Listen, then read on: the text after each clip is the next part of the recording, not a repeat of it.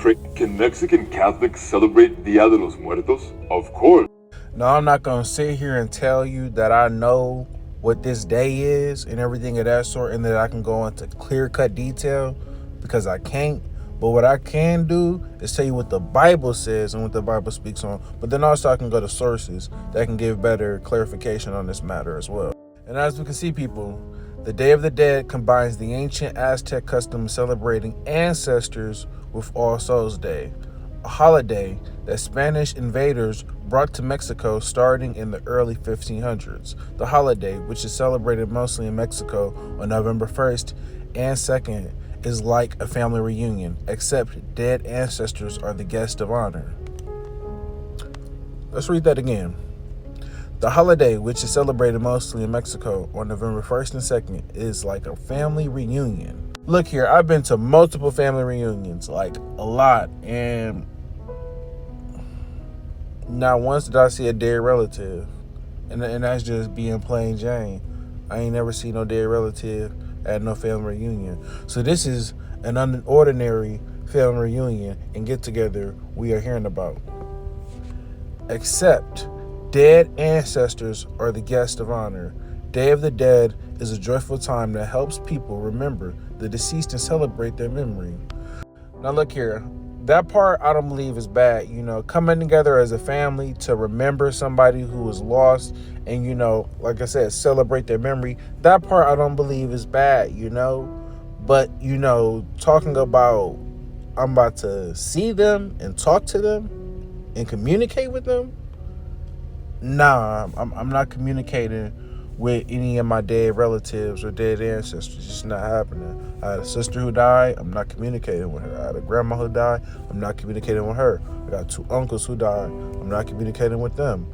Multiple other uncles, great uncles, great grandfathers, all types of stuff. I'm not visiting them. I'm not talking to them. And they're not talking to me.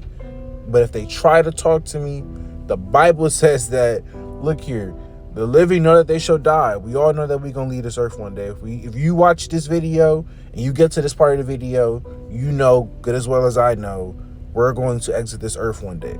Whether it's through a traumatic experience or through natural cause, whatever the situation may be, we're going to leave this place.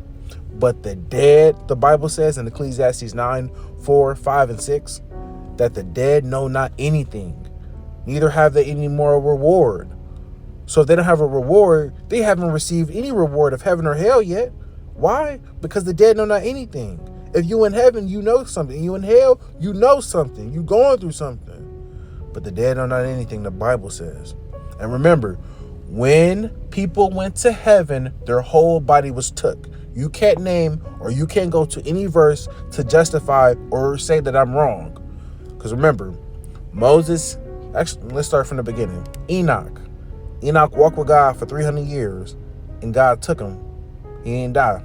His whole body was took. Second, we have Moses. How we know this is because God told Moses to go up onto the one of the mountains. He was going to view all of what God was going to give to Israel and everything of that sort, but he wasn't going to step foot in the promised land because of what he did and how he disobeyed God.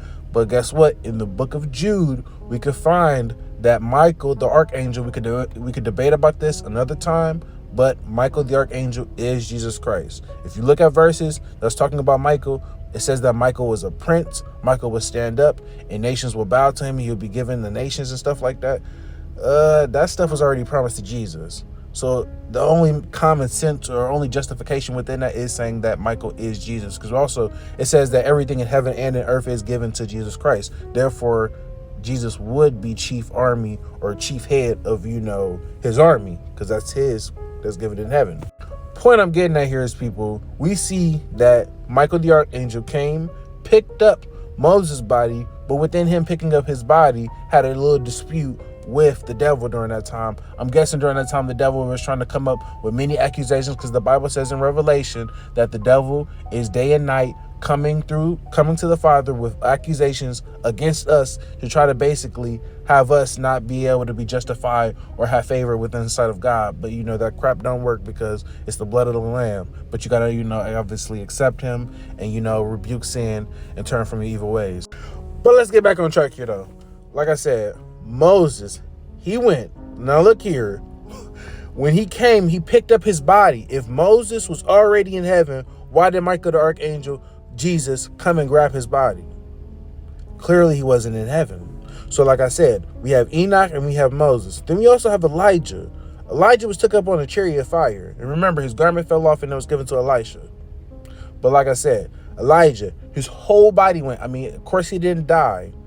Moses is already an example for that. But Elijah, he didn't die. But like I said, his whole body was took. Everything about him was took, including Enoch, including Moses. Then we got the first fruits. Now remember here, we know that in the story that when Jesus died and he rose and he went back to heaven, he took him the first fruits, which is talked about in Leviticus and everything of that sort with the feast and everything of that sort.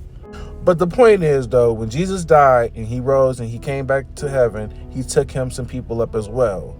Look here, if they were already in heaven, why did he need to take the bodies of those people? And now some people get to talking about the reuniting of the bodies and all the other stuff. That doesn't make sense because the Bible says the dead know not anything.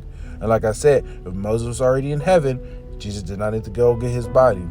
It could have just stayed here and rot, turned into dirt again, and just withered away, just like what the casket would do, rust away, and some maggots would probably eat it or something.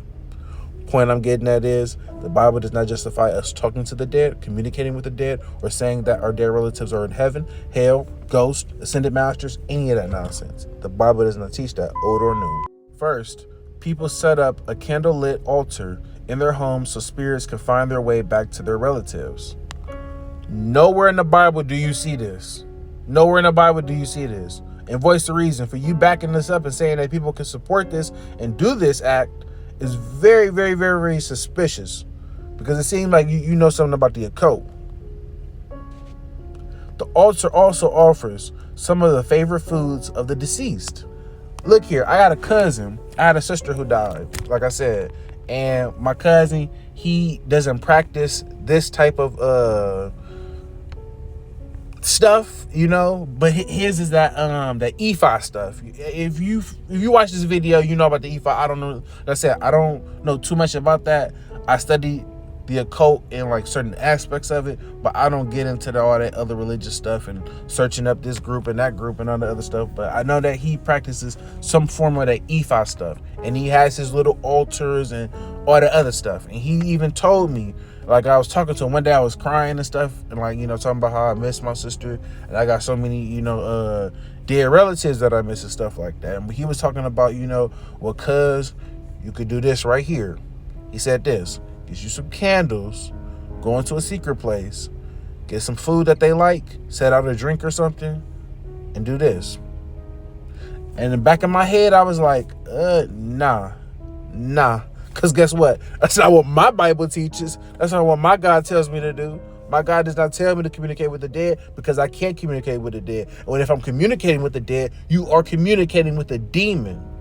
You are. And I'm sorry that I got to put it like this, but that's just the matter of the case. Like, that's just the plain facts, plain Jane. If I beat around the bush, then, you know, I'm a white lie or whatever you want to call it. But point is, I want to tell the utmost truth. And the Bible says that we are not supposed to communicate with the dead. When Saul communicated with that medium, with that witch, that's when he cut himself off from God completely. Because like I said, it says do not do necromancy, do not practice wizardry, do not practice witchcraft, do not practice anything that deals with the occult. All of that stuff deals with the occult. Like, I got books right here that I could talk about. It shows all types of pyromancy, aeromancy, is all types of stuff that people don't know about. Just in case they get hungry. Wow. Like I said, the Bible says that everything about them has vanished. Items that were important to the ancestors when they were alive, such as a favorite book or a musical instrument, are placed on the altar as well. Then it's off to the graveyard for a big party. Families bring a huge feast to eat while they clean tombstones, sing songs, and talk to their ancestors. Parents might even introduce a baby to a grandparent who died before the baby was born. The Bible says not to do that.